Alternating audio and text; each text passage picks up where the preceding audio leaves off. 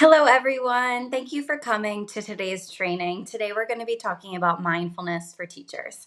So, I know mindfulness is a buzzword in education, so it's probably something that you'll be familiar with. But today, we're going to be talking about some practical practices to reduce stress, to increase focus, and improve your classroom climate, not only for your students, but for you. So let me just start by introducing myself. My name is Marisa Madick. I've been a teacher for over 12 years now, mostly in fifth grade. Anybody else? Fifth grade? Amazing. Nice to meet you.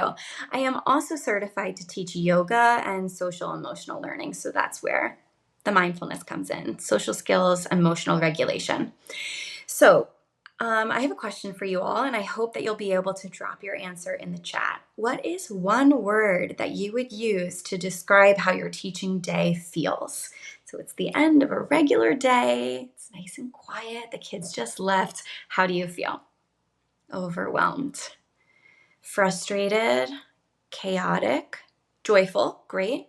So, some of those negative feelings like stressed and overwhelmed and frustrated, those are the kinds of things that we want to address with mindfulness. So, we're going to talk about some strategies over the course of today's training that will help you hopefully manage some of those more negative emotions. So, what is mindfulness? Mindfulness means noticing thoughts, bodily sensations, and the surrounding moment without reacting. It's definitely a skill. It doesn't always come naturally. But when teachers are able to develop this skill, they're able to stay more present and purposeful in the classroom. So, here's an example that I'm sure we are all very familiar with. After a disrupted lesson, a teacher notices rising frustration. The teacher labels this feeling as frustration, takes one slow breath to observe any body tension and release it, and chooses a calm, intentional response instead of snapping. I know we've all been there where we get frustrated, and there are two ways you can go with it: getting angry and snapping at the student, or feeling our feelings and releasing them. And that is what mindfulness teaches us to do. So that decision to say, I am feeling frustrated, and to take a breath and to live in that moment instead of just reacting. That's mindfulness. So here are some ideas and strategies about when or how to use mindfulness. So as a teacher, we can use mindfulness at the beginning or the end of the day as a sort of reflection. And we can focus on our breath. So inhale for 4, exhale for 4. This purposeful breathing. And I say purposeful like that because it's, of course, we're breathing all day, every day, but this purposeful moment where we're taking, a minute or so, however long you want to take, to reflect and to release the tension, it actually does make a huge difference. And I know it sounds like I don't have time to sit at my desk and to breathe, but it is so important for us to take care of ourselves as teachers and also to help our students. So, here is another strategy for an individual student who seems to be having a tough moment. You can ask the student to identify their feeling. You can use a feeling chart, especially for those younger learners. I'll show you on the next slide what that could look like. Give the student 2 or 3 options for how to alleviate the negative feeling if they're feeling stressed, frustrated, sad. Some examples for a mindful exercise would be coloring for a few minutes to however long you think that student might require, taking a stretch break, flex seating, putting them in like a calm corner if that's something that your classroom has.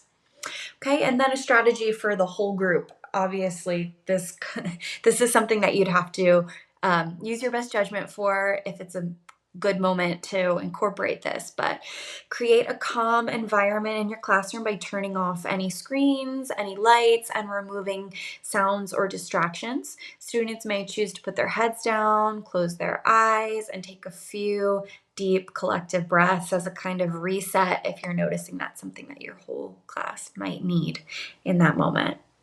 So here's an example of a feelings chart that I was telling you about. It could be simple as this. It could be more in depth with more emotions on it, or less in depth with less emotions on it, if you feel like your learners would benefit from a smaller, kind of more concise feelings chart. So you can just pull this out. This is something that you can have laminated in your classroom to just like pull out whenever needed. It could be something that an individual student maybe tapes inside of their folder if it's something that they will need more consistently. It's really whatever works. And some students won't even need this. As a fifth grade teacher, you're able to kind of have a more mature conversation with them and ask them how they're feeling, and they might be able to identify it more clearly. Now, let's kind of put this to the test. I know that there are so many teachers in this room right now that have amazing ideas of how to incorporate mindfulness or classroom resets or whatever you want to label it as. So, what would you do? I'm going to take a moment to read you the situation, and then I'm going to send you off into some quick breakout rooms, just a minute or two, to discuss a couple strategies of how you might address this situation. So imagine it's writing time. You have just completed your mini lesson to guide students in beginning a new fictional story today. You've passed out an organizer to get students started on brainstorming. And you even set the vibe. You put on some calm writing music.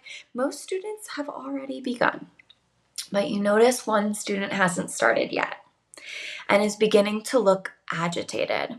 How can you encourage the student to use mindfulness first? So, we're not necessarily talking about what teaching strategies you'd bring out, but more from an emotional standpoint. Since you're noticing their agitation, what could you do? So, I'm going to send you off into some breakout rooms. Can't wait to hear what you come up with. Thank you so much for sharing those strategies. I know we can all learn a lot from each other and each other's experiences in the classroom. I just wanted to show you this quote from this article from Harvard School of Education on mindfulness, because you don't have to take my word for it that this works and that this is important. There was a study done over the course of 8 weeks, and I'll just read you parts of the quote that I think would be interesting. And I posted the full article there for you if you want to take a closer look. There's some really interesting resources, as well as more reasons and like more proof and evidence of why this is important. So at the end of the 8-week study, the mindfulness group reported being less stressed than they had been before the mindfulness education, better able to practice self-control. About half of the students volunteered to do a brain scan, and it actually revealed positive effects. So they were able to control their emotions, and when shown faces, fearful faces, they were able to use mindful strategies, and they were less sensitive to the fearful images and the negative stimuli than the other group who was not given any mindfulness training. They attended coding classes and they didn't see the same changes or the same benefits. So it is worthwhile to take this time to explore student emotions as well as your own emotions, and to try to better identify them, and to just live in that moment and breathe in it instead of reacting in a negative way when something happens. So again, you'll all receive a copy of this slideshow, so you'll be able to access all of these links that we're talking about today. I wanted to include some additional resources here. So there's some printable sheets that you can use. There are some more activities that you can try with your students or for yourself. So please explore. So, just a quick summary on what we learned today. Here's what a mindful classroom should look like. Mindfulness is intentional attention to our physical and emotional feelings without judgment.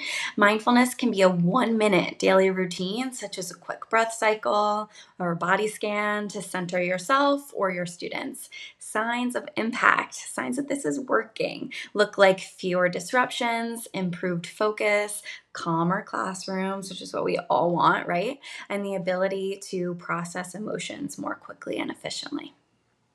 Thank you so much for your time and attention today. I know we are almost out of time, but can you please just drop in the chat one thing that stuck with you from today's training, one thing that you want to try, one thing that you can see yourself actually doing in your classroom for either yourself or your students.